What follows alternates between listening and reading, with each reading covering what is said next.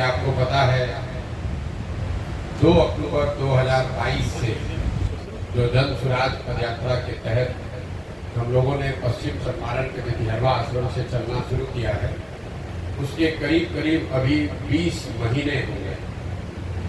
2 अक्टूबर को 2 बरस होगा। बीच में हम लोग कुछ 1-2 महीने रुके भी, क्योंकि लोकसभा का चुनाव था। और इन 20 महीनों में पश्चिम चंपारण से चल के पूर्वी चंपारण, शिवहर, सिवान, गोपालगंज, सिवान, छपरा, वैशाली, समस्तीपुर, मुजफ्फरपुर, सीतामढ़ी, दरभंगा, मधुबनी, खगड़िया, बेगूसराय, सहरसा होते हुए हम लोग अभी मधेपुरा पहुंचे हैं 2 दिन पहले। मधेपुरा में मैं अभी 15-20 दिन रहूंगा। प्रयास होगा कि हर प्रखंड में जहां तक हो सके, जितने गांव में, जितने पंचायत में जाने की जरूरत हो वहां जाएं। हर गांव में जाना संभव नहीं है, लेकिन इतने दिन मधेपुरा में जरूर रहेंगे ताकि यहाँ के हर प्रखंड, हर पंचायत की समझ बन जाए। क्योंकि जन स्वराज का एक उद्देश्य ये है, इस पदयात्रा के जरिए हर पंचायत की जमीनी हकीकत को समझकर पंचायत वाइज अगले 10 बरस के विकास की एक योजना बनाई जाए। उस योजना में उस पंचायत के अगले 10 साल में विकास के लिए क्या कुछ किया जाएगा ये तो बताया ही जाएगा, लेकिन साथ साथ हम लोग 3 बात निश्चित तौर पर बताएंगे कि आपके यहाँ का हर पंचायत, हर एक पंचायत में बच्चों के पढ़ने की सुविधा कैसे होगी, 800 से 1200 नए रोजगार के अवसर कैसे पैदा किए जाएंगे और वहाँ की कृषि को लाभदायक खेती कैसे बनाया जाएगा। ये 3 बात बिहार के 8,500 पंचायतों में हर पंचायत के लिए बनाई जा रही है। इसीलिए इतना समय लगता है। आप देख रहे हैं कि 20 महीने में कुल 17-18 जिले में हम लोग चल पाए। करीब करीब 60% बिहार हुआ। हालांकि जिलों की संख्या के हिसाब से आपको आधा दिखेगा, लेकिन कुछ जिले बड़े हैं, कुछ छोटे हैं, तो करीब करीब 60% बिहार हम लोग चल पाए हैं। अभी आगे ये यात्रा 1 साल चले, 1.5 साल चले, अभी चलती रहे, इसको रुकना नहीं। जो एक बार संकल्प लेकर काम शुरू किया है वो काम करते रहे। जन स्वराज इस अभियान में एक लक्ष्य ये भी है कि बिहार में विकल्प के अभाव में लोगों को, गलत नेताओं को, गलत दलों को जानते बूझते वोट देना पड़ता है।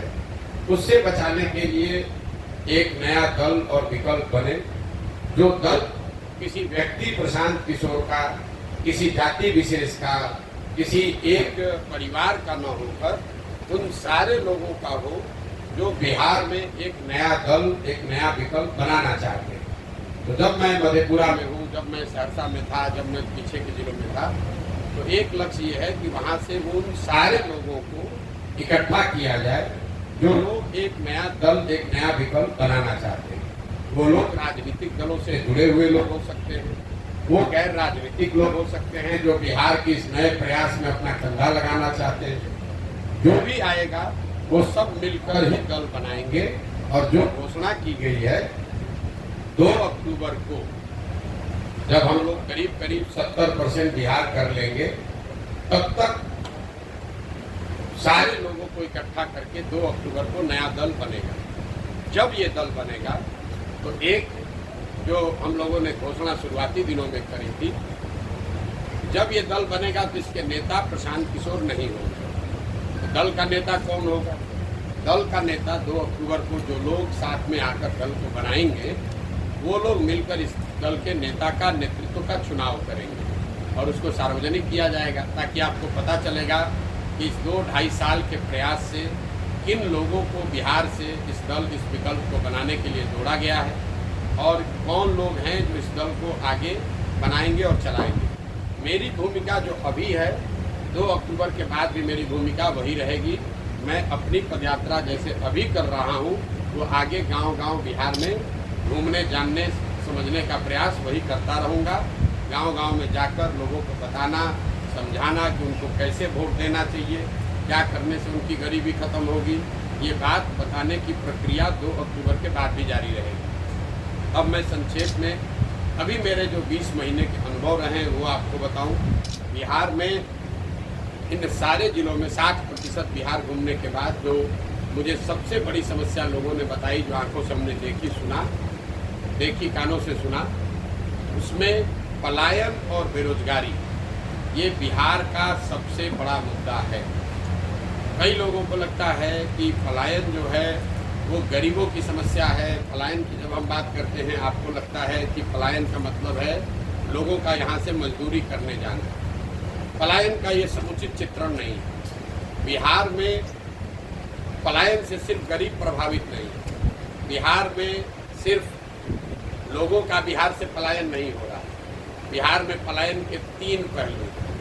यहाँ पर जो गरीब है वो तो मजदूरी करने जा रहा है, लेकिन जो मध्यम वर्गीय परिवार हैं, जो समृद्ध परिवार हैं, उनके बच्चे भी पलायन कर रहे हैं। पलायन से अछूते वो भी नहीं है। फर्क बस इतना है कि गरीब घर के बच्चे जो हैं वो मजदूरी के लिए बाहर जा रहे हैं, और जो मध्यम वर्गीय परिवार के बच्चे हैं वो पढ़ाई नौकरी के लिए बाहर जा रहे हैं। श्रम का पलायन इसलिए है क्योंकि यहाँ से बड़े पैमाने पर बुद्धि और पूंजी का पलायन है। इस बात को आप समझिए, यहाँ पर जितने लोग मजदूरी करने जा रहे हैं उतने ही लोग पढ़ाई और नौकरी करने भी जा रहे हैं, और इन दोनों के पीछे जो कारण है वो है पूंजी का पलायन।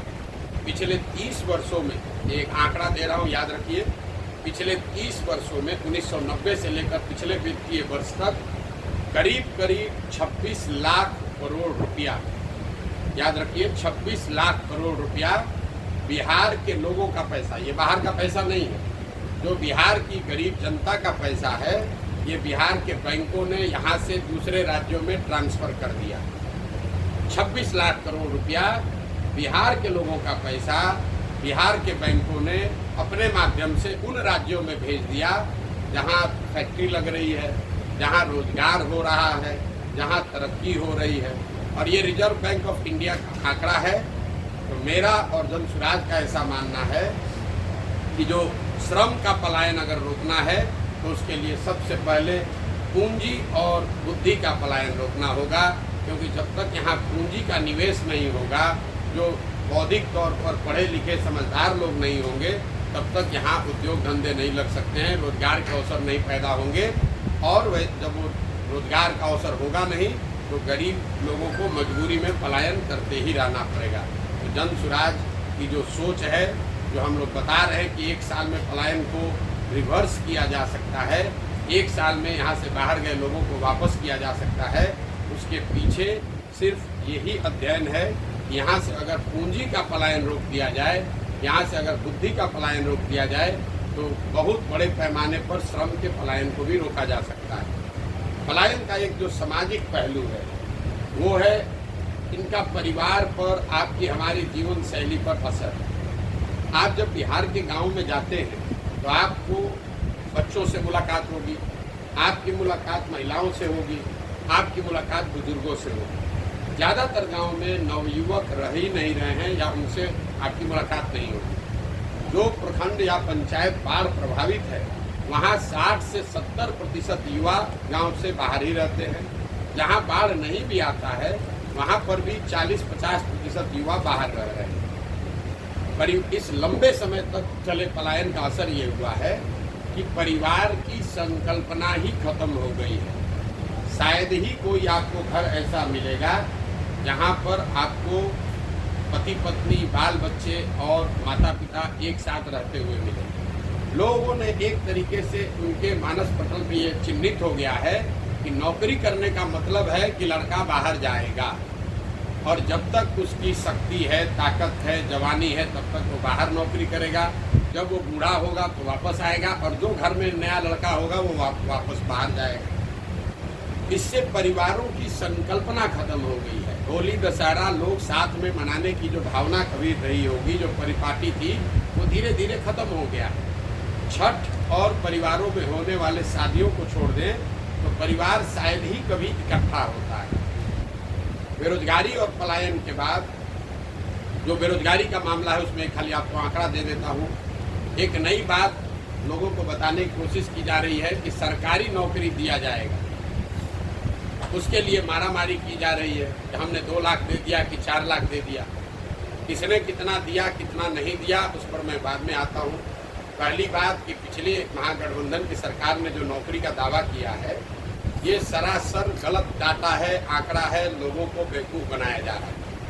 जिन 2 लाख शिक्षकों की नियुक्ति के बारे में सरकार दावा कर रही है कि हमने बहुत लोगों को नौकरी दे दी, उसमें करीब करीब 30% वो लोग हैं जो पहले से नौकरी कर रहे थे, वो नियोजित शिक्षक के तौर पर काम कर रहे थे।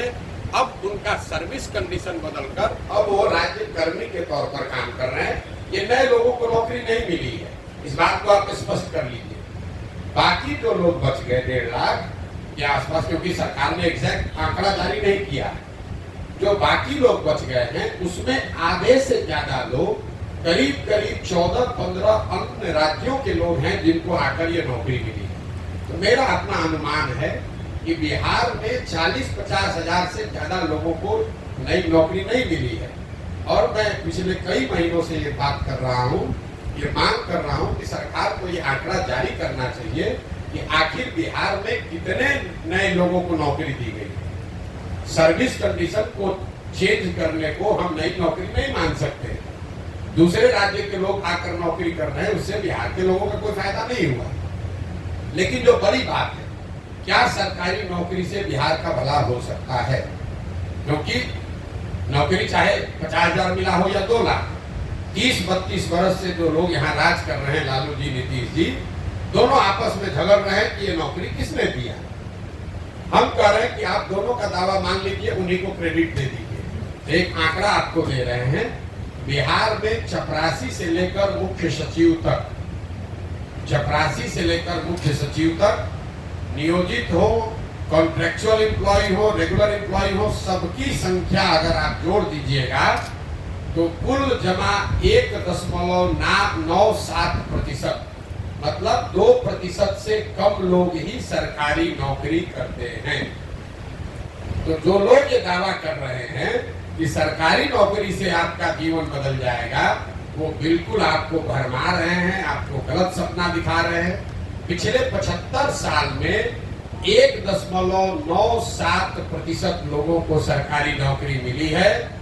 उसमें 40-45 वर्ष कांग्रेस का राज शामिल है, उसमें नीतीश और भाजपा का डबल इंजन का सरकार शामिल है, उसमें लालू राबड़ी जी का 15 साल सामाजिक न्याय का सरकार शामिल है। सबके प्रयास के बाद भी सिर्फ 2% लोगों को ही नौकरी मिली है। तो ये जो भ्रम फैलाया जा रहा है कि सबको नौकरी मिल जाएगी, ये सिर्फ समाज को लॉलीपॉप दिखाकर वोट लेने की राजनीति है। पूरे दुनिया में ऐसा कहीं कोई प्रमाण नहीं है कि 13 करोड़ आबादी वाले समाज में, राज्य में सरकारी नौकरी के जरिए बेरोजगारी दूर किया जा सकता है। दुनिया में इस बात का जरूर प्रमाण है कि अगर लोगों को अच्छी शिक्षा दे दी जाए, उनको स्किल दे दिया जाए और उनको काम करने की सुविधा और पूंजी दे दी जाए, उससे उनको रोजी रोजगार मिल सकता है, उससे उनकी गरीबी दूर हो सकती है। तो जन स्वराज का इस पर जो सोच है कि जब ये व्यवस्था बने तो पहला काम 15 साल से कम उम्र के बच्चों के लिए विश्व स्तरीय पढ़ाई की व्यवस्था की जाए, ताकि वो बच्चा आगे चलकर समाज पर, राज्य पर बोझ न बने। इसी समाज में जो लोग पढ़ लिख गए हैं, नौकरी कर रहे हैं, अपने पैर पर खड़े हो गए हैं, उनको सरकार से 4 किलो अनाज नहीं चाहिए, उनको इंदिरा आवास योजना के लिए लड़ाई नहीं करना है, उनको 400 रुपया का पेंशन नहीं चाहिए। तो पूरे दुनिया भर के जो विद्वान लोग हैं, जिनसे जो लोग जन स्वराज की मदद कर रहे हैं, सुझाव दे रहे हैं, वो बता रहे हैं कि बिहार की व्यवस्था अगर बदलनी है तो सबसे पहला काम करना है कि 15 साल से कम उम्र के बच्चों को पढ़ाई की अच्छी व्यवस्था की जाए, ताकि वो समाज पर, समाज के संसाधनों पर बोझ न बने। दूसरा, 15 साल से 55 साल की उम्र के का जो वर्ग है, जिसको अब फिर से पढ़ाया नहीं जा सकता है, लेकिन इनको स्वरोजगार के लिए तैयार किया जा सकता है, उनके लिए पूंजी को उपलब्ध कराया जाए। अगर आपकी उम्र 35 है, 40 है, तो आपको सरकारी नौकरी नहीं मिल सकती है, अगर नौकरी आ जाए तब भी नहीं मिल सकती है। इनका दशा कैसे सुधरेगा? जो सबसे बड़ा वर्ग है 15 से 55 की उम्र के लोगों को पूंजी की उपलब्धता कराई जाए ताकि घर घर रोजी रोजगार खुल सके। और 55-60 से ज्यादा उम्र के जो लोग हैं, समाज की जिम्मेवारी है कि उनकी जीवन स्तर को बेहतर करने के लिए कम से कम उनको 2000 रुपया पेंशन की व्यवस्था की जाए, ताकि वो लोग जो अब शारीरिक तौर पर मजदूरी करने की स्थिति में भी नहीं है, पढ़ाई तो स्वाभाविक तौर पर वो नहीं कर सकते हैं, रोजी रोजगार नया कुछ कर नहीं सकते हैं, उनका जीवन यापन एक इज्जतदार नागरिक शहरी के तौर पर बीते, इसके लिए उनको 2000 रुपये महीने की व्यवस्था की जाए। और ये तीनों काम बिल्कुल किया जा सकता है। कोई कहेगा भैया शिक्षा कैसे सुधरेगा, तो शिक्षा को लेकर बिहार सरकार केंद्र सरकार दोनों के पैसे को जोड़ दीजिए तो करीब करीब 50,000 करोड़ रुपया हर साल बिहार में खर्च हो रहा है बच्चों के पढ़ाई के लिए। 50,000 करोड़ रुपया, और 50 बच्चे भी अच्छी शिक्षा नहीं पा रहे हैं। तो जो जनसुराज की सोच है, विजन है कि अगर इसमें से 1/3 पैसा 15,000 करोड़ रुपया भी हर साल नई शिक्षा व्यवस्था बनाने पर खर्च किया जाए, तो हम लोगों का अनुमान है कि हर प्रखंड में, नेतरहाट का आपने नाम सुना होगा, नेतरहाट के स्तर के विद्यालय अगर हर प्रखंड में एक विद्यालय खोलना हो तो करीब करीब 15 से 20,000 करोड़ रुपया उसका सालाना खर्च आएगा। जनसुराज की ये सोच है कि जो अभी शिक्षा पर खर्च हो रहा है उसका 1/3 पैसा हर प्रखंड में एक ऐसा विश्व स्तरीय विद्यालय बनाने पर खर्च किया जाए। और अगर हर साल हम लोग एक विद्यालय अच्छा वैसा बनाएंगे तो अगले 5 साल में हर प्रखंड में 5 ऐसे विद्यालय बन जाएंगे जिसका स्तर नेतरहाट का होगा। मॉडल ये है कि हर गांव में स्कूल बनाने के बजाय, हर बच्चे तक अच्छी शिक्षा पहुंचाने के बजाय हर बच्चे को अच्छे शिक्षण संस्थान में पहुंचाया जाए। ये दुनिया में जितने बड़े देश हैं जहां पर भी शिक्षा में आमूलचूल परिवर्तन लाया गया है, आप फिनलैंड चलिए, स्कैंडिनेवियन कंट्री में डेनमार्क चलिए, स्वीडन चलिए, दूसरे जो देश हैं न्यूजीलैंड चलिए, जहां पर शिक्षा में आमूलचूल परिवर्तन लाया गया है, उन देशों में सरकारों ने हर गांव में विद्यालय नहीं बनाया, उन्होंने अच्छे विद्यालय बनाए और लोगों को मोबिलिटी दे दी, बस की सुविधा दे दी, स्कूल बस की सुविधा दे दी, ताकि लोग अपने बच्चों को अच्छे शिक्षण संस्थाओं में भेज सकें। आप शहरों में भी देखते हैं, मधेपुरा में देख लीजिए, पटना में देख लीजिए, दिल्ली में देख लीजिए, आपके घर के बगल में जरूरी नहीं है कि अच्छा स्कूल है, लेकिन आप अपने बच्चे को स्कूल बस से भेजते हैं, आधे घंटा में बच्चा आपका अच्छे स्कूल में पहुंच जाता है। तो जनसुराज ने जो परिकल्पना की है कि हर प्रखंड में बिहार में अगर 5 अच्छे विद्यालय बना दिए जाएं तो और स्कूल बस की बढ़िया व्यवस्था बना दी जाए, तो कोई भी छात्र 15 से 20 मिनट में अपने घर से स्कूल बस के माध्यम से स्कूल तक पहुंच जाएगा। तो ये जनसुराज की सोच है बिहार में शिक्षा के, प्राइमरी शिक्षा के आमूलचूल परिवर्तन के लिए। दूसरा जो मैंने आपको बताया कि 15 साल से 55 साल की उम्र के लोग जो बाहर जाकर मजदूरी कर रहे हैं या यहाँ पर मजदूरी कर रहे हैं, उनके हाथ में बैंकों के माध्यम से सस्ते दर पर पूंजी उपलब्ध कराया जाए, ताकि आप अपना कोई न कोई रोजी रोजगार कर सकें। मैं आपको एक उदाहरण देता हूँ। मान लीजिए कि आपको बाल काटने आता है, आपको बाल काटने आता है, आपके पास 20,000 रुपया है, आप सैलून नहीं खोल सकते हैं, लेकिन अगर सरकार की कोई व्यवस्था हो जिससे 80,000 रुपया, 1 लाख रुपया आपको सस्ते दर पर लोन मिल जाए, तो आप अपनी 20,000 रुपया की पूंजी जोड़कर एक सैलून खोल लेंगे, खुद उसके मालिक बन जाएंगे, 4 आदमी को रोजगार भी देंगे और आप अपना परिवार भी चलाएंगे, 4 आदमी को रोजगार भी मिलेगा। अगर वो पूंजी नहीं है, आपको बाल काटने तो आता है, लेकिन पूंजी के अभाव में आप जाकर पटना में, दिल्ली में मजदूरी कर रहे हैं बाल काटने का।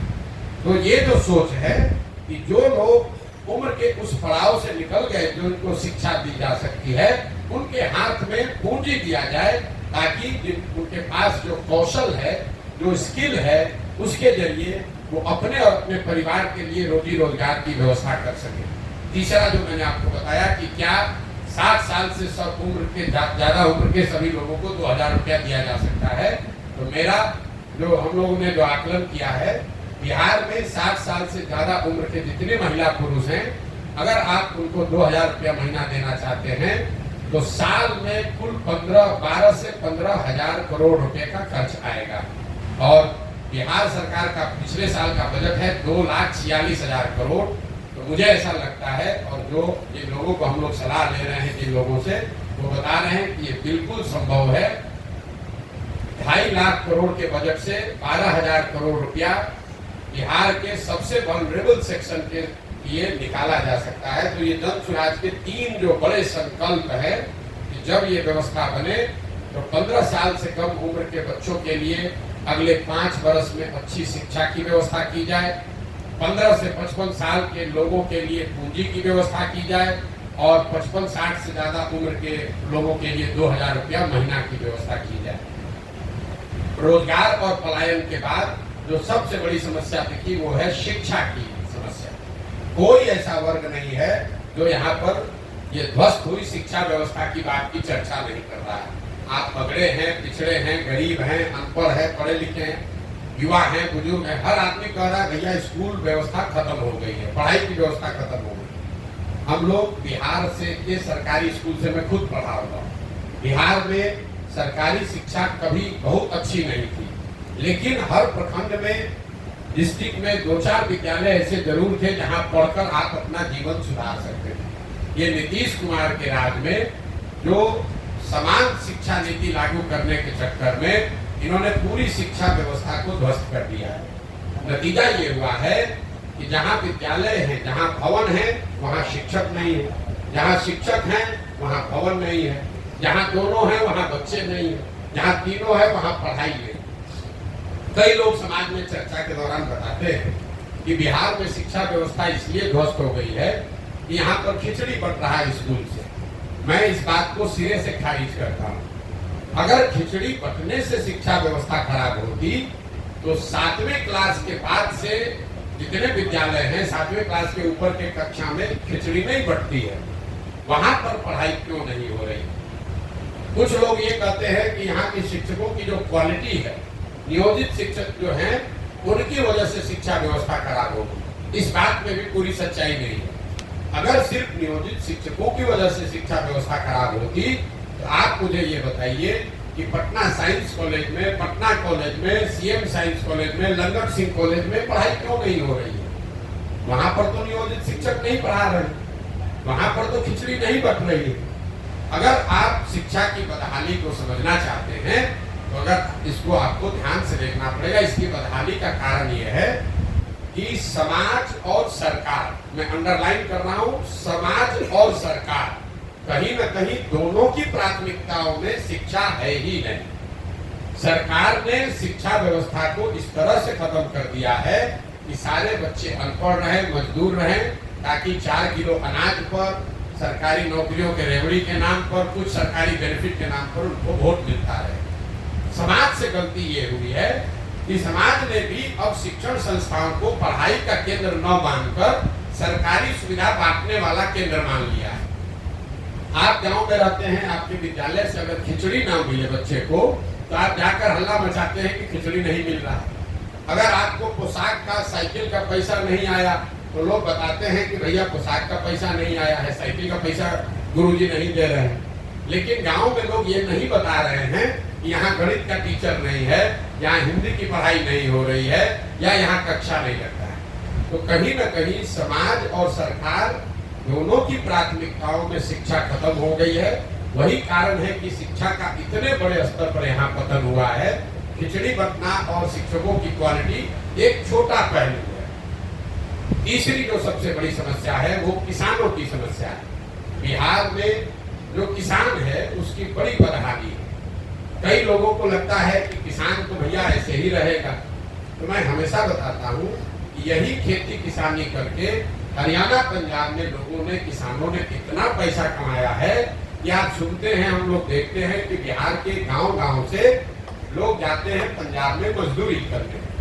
तो ऐसा क्या अलग है पंजाब की खेती में और बिहार की खेती में कि यहाँ वहाँ के लोग खेती से पैसा कमा रहे हैं और हम लोग यहाँ खेती करने वाले लोग के खाने के लाले पड़े हैं। उसके मूल में 3 बातें। पहला है जल का कुप्रबंधन। यहाँ जो जल का संसाधन है, जो पानी का की व्यवस्था है, वो इतना उसकी उसकी अव्यवस्था है। यहाँ पर हम लोग जब पानी की बात करते हैं तो लोग समझते हैं बाढ़ की बात है। मैं आपको बता रहा हूँ, बाढ़ एकमात्र कारण नहीं है जल कुप्रबंधन के लिए। बाढ़ से बिहार में करीब करीब 40 से 50% कृषि योग्य जमीन प्रभावित होती है। बाकी बचे जो 50% जमीन है उसमें करीब करीब आधी जमीन, मतलब पूरे बिहार के एग्रीकल्चर की करीब 1/3 जमीन जल जमाव से प्रभावित है। ये आप बात को समझिए। बाढ़ की चर्चा खूब होती है, जहाँ पानी लग जाता है उसका आप कभी चर्चा नहीं करते। जो और नदियों के कटाव का जो मामला, नदी पर परिणाम ये हुआ है कि उत्तर बिहार में जो नेपाल से लगते हुए जिला है, दोनों चंपारण है, शिवहर है, सीतामढ़ी है, मधुबनी है, सुपौल है, ये जो तराई वाले जिला है, यहाँ पर बाढ़ है और नदियों के रास्ते बदलने से जो कटाव का मामला है उससे सैकड़ों एकड़ जमीन लोगों की बर्बाद हो गई है। अच्छे खासे किसान, ओवरनाइट नदी ने रास्ता बदला, आपके जमीन पर बालू पड़ गया, आप बिल्कुल मजदूर गरीब हो गए। लेकिन जब आप तराई के जिलों से नीचे जाएंगे, आप गोपालगंज जाइए, गोपालगंज के बाद सिवान जाइए, सिवान के बाद छपरा जाइए, समस्तीपुर, वैशाली, मुजफ्फरपुर, दरभंगा, खगड़िया, इन जिलों में आप देखेंगे हर पंचायत में हजारों एकड़ जमीन ऐसी है जहां जल जमाव है, पानी निकलता ही नहीं, वहां एक ही फसल होती है। इस पर कोई सरकार की चर्चा, न प्रेस में कोई बात होती है। लोकल स्तर पर लोग बात करते हैं कि भैया यहाँ 2000 एकड़ पानी लगा रहता है, लेकिन सरकार का कोई समुचित इस पर प्रयास नहीं है। और तीसरा पहलू है सूखे की। बिहार देश में, ये आंकड़ा याद रखिए, बिहार देश के बड़े राज्यों में एकमात्र ऐसा राज्य है जहां पिछले 10 वर्ष में सिंचित भूमि की मात्रा 11% से कम हो गई। याद रखिए, 10 साल में सिंचाई वाली जमीन 11% से कम हो गई। ऐसा क्यों? जो पहले से भी नहर बने हुए थे, जो नलकूप थे, माइनर इरिगेशन के प्रोजेक्ट थे, वो रख रखाव के अभाव में बंद हो गया है। तो जब हम लोग गांव देहात में चलते हैं तो लोग बताते हैं भैया ये नहर है, पानी कभी आता था अब नहीं आता है, यहाँ बोरिंग था, कैनाल था, अब बंद हो गया है। तो ये जो पहली समस्या है, बाढ़, जल जमाव और सूखा, इन तीनों को मिलाकर जो इतना बड़ा कुप्रबंधन है कि करीब करीब 2/3 जमीन या तो बाढ़ से प्रभावित है, या जल जमाव से प्रभावित है, या पानी नहीं रहने के वजह से सूखे से प्रभावित है। दूसरी बड़ी समस्या है भूमि सुधार। बिहार में समाजवाद की बात हुई, सामाजिक न्याय की राजनीति हुई, लेकिन बिहार में आपने भूमि सुधार की चर्चा कभी नहीं सुनी होगी। नतीजा ये है कि पूरे देश में 100 में 38 लोगों के पास जमीन नहीं है, जबकि बिहार में 100 में 60 लोगों के पास 1 इंच 1 धूर जमीन नहीं है। याद रखिए, 100 में 60 लोगों के पास बिहार में जमीन नहीं है। हजारों एकड़ जमीन ऐसी है जिसका मालिकाना हक भूमि सुधार लागू नहीं होने की वजह से डिस्प्यूटेड है। आप किसी भी कोर्ट कचहरी में चले जाइए, करीब करीब 1/3 केस कोर्ट में जमीनों के मालिकाना हक को लेकर जुड़ा हुआ है। तो जब जमीनों का मालिकाना हक क्लियर ही नहीं है, इसीलिए आपको दिखता है कि उनकी प्रोडक्टिविटी कम है, उसमें आप इन्वेस्टमेंट नहीं कर सकते। दूसरा जो इससे जुड़ा हुआ भ्रष्टाचार है, आपको रसीद कटाना है, दाखिल खारिज कराना है, 2000, 5000, 10,000, 20,000 रुपया दीजिएगा तभी काम होगा। पूरा ये जो भूमि राजस्व का मामला है, ये अंचलाधिकारी, उसके नीचे प्रखंडों में 1-2 कर्मचारी और 4-5 दलाल जिसको अटर्नी करते हैं, इन्हीं के कंधों पर है। यही लोग रजिस्टर 2 मेंटेन करता है, यही आपको जमीन का मालिक बनाता है, यही आपके जमीन पर डिस्प्यूट खड़ा करता है और यही आपसे पैसा कमाता है। बिहार में सबसे जरूरी है भूमि सुधार, भूमि का नाप फिर से किया जाए, भूमि का मालिकाना हक तय किया जाए। मुझे लाखों लोगों की जानकारी है, हजारों लोग मिले यात्रा के दौरान, जिनको अलग अलग सरकारों ने अलग अलग कालखंड में भूमि का पट्टा दे दिया कि भैया ये तुम्हारा जमीन है, 2 डिसमिल है, 3 डिसमिल है। जिसको पट्टा दिया उसको जमीन का हक नहीं मिला, जिसका जमीन एक्वायर किया गया उसने जमीन छोड़ा नहीं। नतीजा हुआ कि पूरी जमीन, कोई सरकारी गर्भ वजह हुआ है, कोई डिस्प्यूट में दूसरे वजह से, ज्यादातर लोग अपनी जमीन को बेच ही नहीं सकते। आप जमीन बेचने जाइएगा तो पता चलेगा उसमें अब डिस्प्यूट है। और इन दोनों के बाद, जल कुप्रबंधन और भूमि सुधार के बाद, तीसरा यहाँ जो रूरल इकोनॉमी किसानों की बदहाली है उसकी वजह है किसानों के फसलों का उचित दाम का न मिलना। मैं 2 साल से पैदल चल रहा हूँ, मुझे कोई भी परिवार, कोई भी किसान ऐसा नहीं मिला जो यहाँ धान को उचित एमएसपी पर बेचा हो। यहाँ पैक्स की व्यवस्था, कोऑपरेटिव की व्यवस्था, मंडी की व्यवस्था पूरी तरीके से खत्म है। एक आंकड़ा फिर आपको दूंगा, याद रखिए। हम लोग कहते हैं पंजाब में किसान बड़ा धनी है। पिछले 10 वर्ष में पंजाब में 70% धान और करीब 75% गेहूं सरकारी समर्थन मूल्य पर खरीदा गया है। बिहार में पिछले 10 वर्ष में 13% धान, सिर्फ 13% धान और 1% धान गेहूं ही सरकारी मूल्य पर खरीदा गया है। तो 2100-2200 रुपया वाला धान लोग 1400-1500 में बेच रहे हैं। और एक आर्थिक सर्वेक्षण बताता है कि बिहार में किसानों के फसलों के उचित दाम नहीं मिलने की वजह से हर साल यहाँ के किसानों को करीब 15 से 20 हजार करोड़ रुपए का नुकसान हो रहा है। 15 से 20 हजार करोड़ रुपए का नुकसान हर साल इसलिए हो रहा है कि सारी तकलीफ, बाढ़, सूखे, जल जमाव के बाद जो फसल आप उपजा रहे हैं उसका आपको दाम नहीं मिल रहा है। तो ये जो 3 बड़ी समस्या मैंने आपको बताई, बेरोजगारी, पलायन, दूसरा ध्वस्त हुई शिक्षा व्यवस्था और तीसरा है किसानों की समस्या। इसके अलावा जो 3 सबसे ज्यादा सुने जाने वाला शब्द है वो है सरकारी विभागों में फैला हुआ भ्रष्टाचार, अफसरों की मनमानी और तीसरा हर व्यवस्था, हर सरकारी योजना में काटे जाने वाला कट। इसको यहाँ पर दलाली का जो नया नाम है कट जो लगता है, 10%, 12%, 20% का जो कट है। कोई ऐसा डिपार्टमेंट नहीं है जहां लोग बताते हैं कि 2-4-5 हजार रुपया दिए बगैर काम हो सकता है। चाहे आपको राशन कार्ड बनाना हो, चाहे जमीन का दाखिल खारिज कराना हो, चाहे आपको पासपोर्ट बनाना है, जातीय प्रमाण पत्र बनाना है, कोई भी ऐसा काम सरकारी नहीं है जहां बिना पैसा दिए हुए आपको काम हो जाए। ये सिर्फ सामान्य लोगों के लिए नहीं है। जो चुना हुआ जनप्रतिनिधि है वो भी बता रहा है कि बिना पैसे के हम मुखिया हैं लेकिन कोई काम हो नहीं सकता है।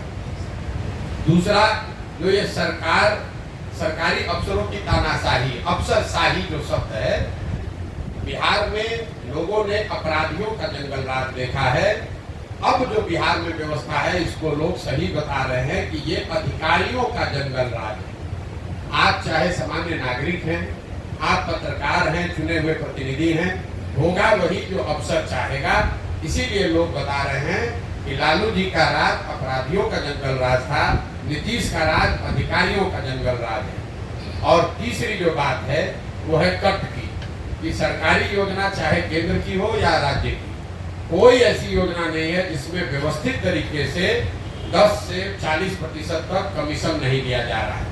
अगर 5 किलो अनाज बांटने वाली योजना है उसमें 30 से 35 रुपया प्रति क्विंटल लोग अपना हिस्सा ले रहे हैं। उसमें ज्यादातर जगह पर विधायक शामिल हैं, उनका भी 6 से 8 रुपया प्रति माह उनको पैसा उसमें मिल रहा है।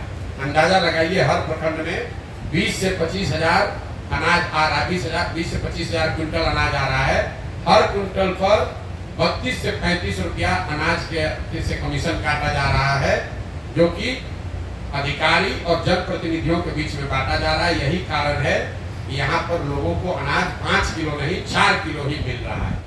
मनरेगा को देख लीजिए, मनरेगा में 100 रुपया जो मनरेगा में आना चाहिए था, 60 रुपया वो तो आया ही नहीं। मनरेगा का यूटिलाइजेशन, ग्रामीण विकास चलाने वाले मंत्री और सरकार यहाँ इतना उनका चमड़ी मोटा हो गया है कि पिछले साल 100 रुपया मनरेगा का जो मिलना चाहिए था दिल्ली से, हम लोग सिर्फ 40 रुपया लेकर आए, 60 रुपया लेकर ही नहीं आए।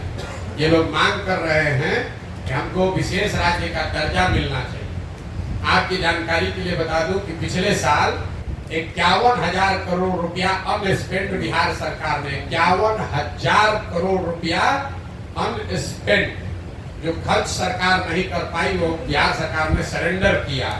ये लोग क्या बात करेंगे?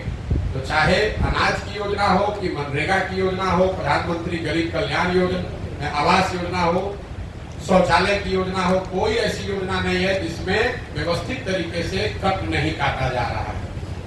इसके अलावा जो लोग यहाँ बता रहे हैं, जो मैंने आपको पहले भी बताया, जो मैं देख पा रहा हूँ, आधी से ज्यादा जनता, चाहे आप राजद के समर्थक हैं, बीजेपी के वोटर हैं, नीतीश के समर्थक हैं, ये मान रहे हैं कि बिहार में बदलाव चाहिए, एक नई व्यवस्था चाहिए और लोग उसके लिए तैयार हैं और किसी भी तरीके से वापस से लालू नीतीश का राज नहीं देखना चाहते। इसका मतलब ये नहीं है कि लोग जनसुराज को चाहते हैं, ये कोई जरूरी नहीं है, लेकिन लोग बदलाव चाहते हैं, ये बिल्कुल स्पष्ट है। ये मेरा अभी तक का अनुभव रहा है। अब आपके जो सवाल है वो आप सवाल